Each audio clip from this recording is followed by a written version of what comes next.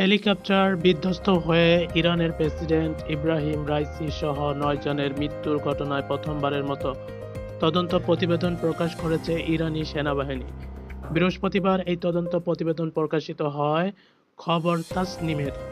প্রতিবেদনে বলা হয়, রাইসির হেলিকপ্টার বিধ্বংসের পর গত সোমবার দুর্ঘটনাস্থলে যায় তদন্তকারীর দলের সদস্যরা। বিশেষজ্ঞ প্রযুক্তিবিদদের সমন্বয়ে এই তদন্তকারী দল গঠিত হয়।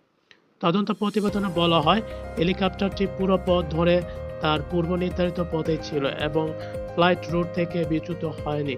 দুর্ঘটনার ১.৫ মিনিট আগে বিধ্বস্ত হওয়া হেলিকপ্টার পাইলট প্রেসিডেন্টের বহিরে থাকা অন্য ২ হেলিকপ্টারের পাইলটের সঙ্গে যোগাযোগ করেন।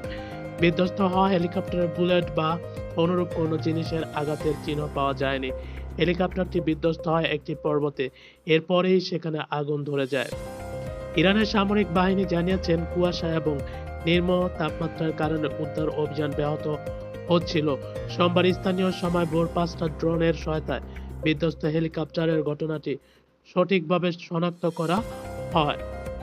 দুর্ঘটনার সময় ওয়াচ টাওয়ার এবং ফ্লাইট ক্রুদের মধ্যে কথোপকথনের কোনো সন্দেহ কিছু শনাক্ত করা হয়নি বলে তদন্ত প্রতিবেদনে জানানো হয়েছে। এই দুর্ঘটনা নিয়ে আরও তদন্ত করা হচ্ছে বলে জানিয়েছেন ইরানের সামরিক বাহিনী। প্রসঙ্গত, গত রোববার ইরানের প্রেসিডেন্ট ইব্রাহিম রাইসি এবং পররাষ্ট্রমন্ত্রী হোসেন আমির আবদুল্লাহিয়ান সহ ৯ জন উত্তর পশ্চিমাঞ্চলের পূর্ব আজারবাইজান প্রদেশে হেলিকপ্টার দুর্ঘটনায় নিহত হয়। বৃহস্পতিবার নিজ শহর মাশহাদে চিরনিদ্রায় শায়িত হয় ইরানি প্রেসিডেন্ট ইব্রাহিম রাইসি।